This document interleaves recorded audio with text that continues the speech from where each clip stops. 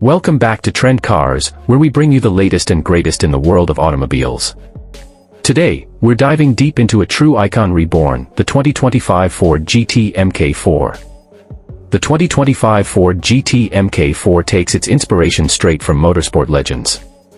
With a body crafted almost entirely from lightweight carbon fiber, the aggressive aerodynamics and functional design are meant to make a statement, and that statement is pure speed. The massive rear wing, the extended diffuser, and the sleek roofline all work in harmony to create downforce and stability, making this car stick to the road like a magnet at high speeds. Under the hood is where things get truly wild. The 2025 GT MK4 is powered by a re-engineered twin-turbocharged 3.5-liter EcoBoost V6, producing an absolutely mind-blowing 800 horsepower. Yeah, you heard that. This beast is built to dominate the track, and with the advanced race-tuned suspension, aerodynamic tweaks, and cutting-edge technology, every drive feels like you're behind the wheel of a race car. 0 to 60 in just 2.8 seconds, top speed over 215 miles per hour, and handling that defies gravity. This isn't just a car, it's a rocket.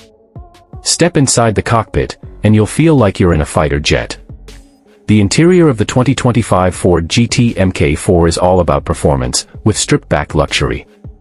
Lightweight bucket seats, a digital dash, and race-inspired controls. It's all business, but with a touch of Ford, you've got a fully digital instrument cluster that keeps you informed at every moment, customizable driving modes, and a steering wheel that feels just right in your hands.